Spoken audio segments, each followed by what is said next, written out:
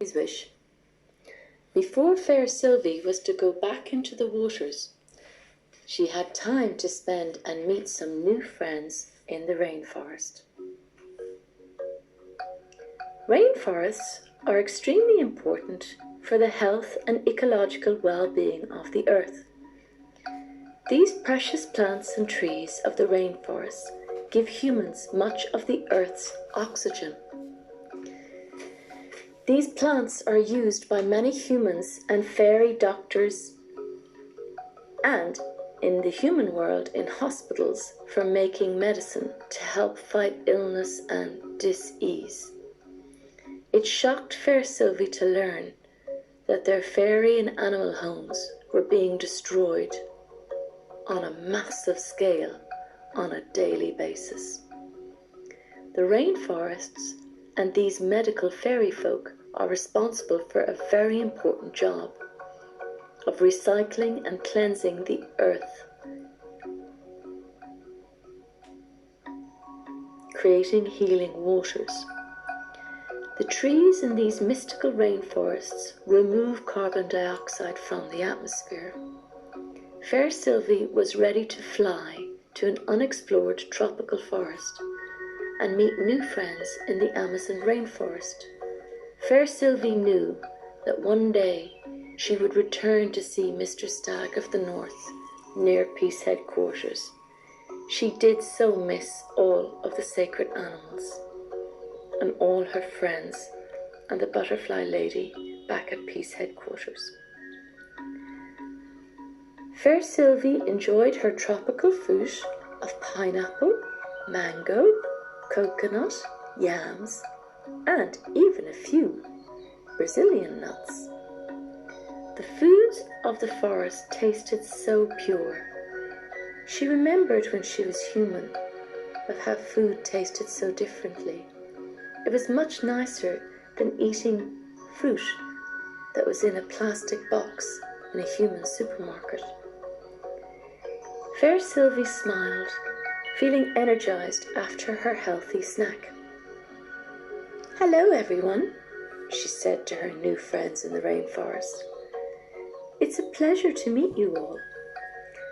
I have been busy meeting merfolk, fairy kings and queens, and the 4 sacred animals. I am honored to meet you, such beautiful and precious animals of the rainforest." The spider monkey ran over to give Faersylvie a warm hug. Boa started to circle her leg, which made Faersylvie laugh as he tickled her skin. Faersylvie giggled and she smiled at the snake. "You make me tingle, Mr. Boa." Miss Jaguar. She looked very suspiciously at the fairy girl. Mr. Iguana had known Miss Jaguar for many years. He was pleased this fairy girl was not allowing herself to be intimidated by this powerful jungle cat. "You know," Mr. Iguana said, "Faersylvie, the whole forest has been talking about your amazing adventures. We can hardly believe the reports we're hearing about the human world. It will certainly help us a lot. But we owe a lot of thanks to you. You are a very brave fairy. Love to you on your journey, sweet fairy and mermaid princess." Faersylvie gave Mr. Iguana a loving hug, which warmed the other animals' hearts, even softening the heart of Miss Jaguar.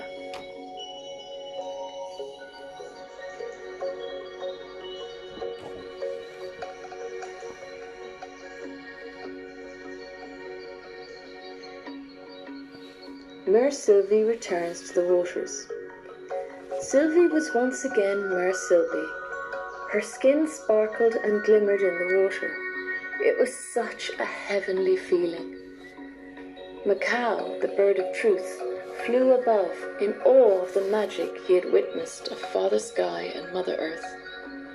Macaw was impressed by the extraordinary fairy girl's transformation. "Well, I must say, Princess Sylvie, you look beautiful. Come on, Dive in. Let us go and find Mr. Boto, the pink dolphin of the Amazon River. Oh, a word of caution, young mermaid. Be careful. You're swimming in unknown waters. Look out and beware of any dangerous piranha fish in the water. Sylvie was gone. She had dived so deep, she hadn't even heard him. The water had become darker and muddier, very different than the ocean.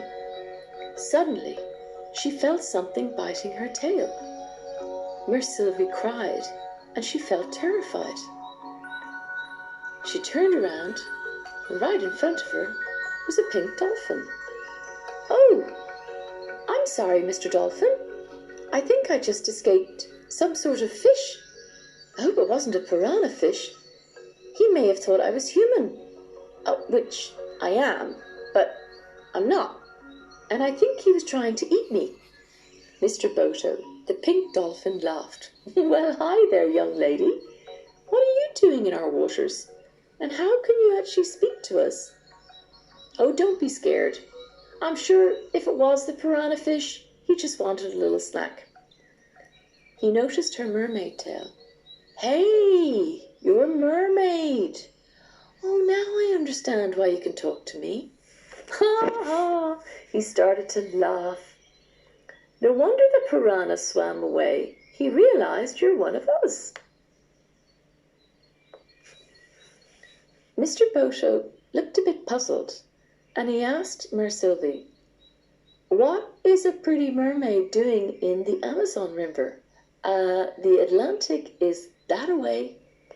He pointed his dolphin head towards the ocean.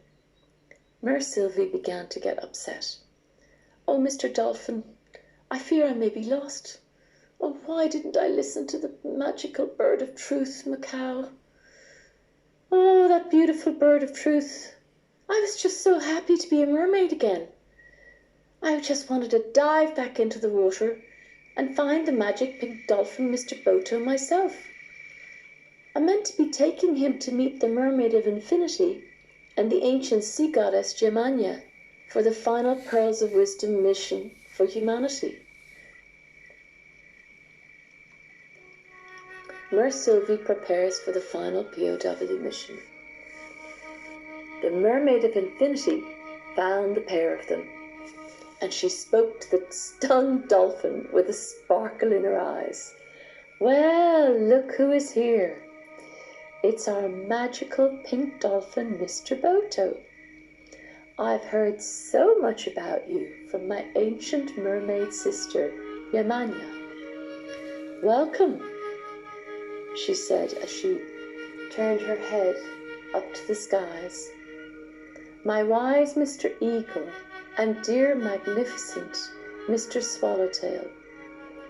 I have been receiving reports from all the animals, mammals, and all marine life of the north, south, east, and west, of your successful Air Peace Essence Butterfly and Bird of Truth missions. This human girl Sylvie has inspired all of us with her own magical wish to be part of our kingdoms." The Mermaid of Infinity smiled proudly at her final Pearl of Wisdom mission team. "It's time," she said. "Let us go." She reached up her hands to wave.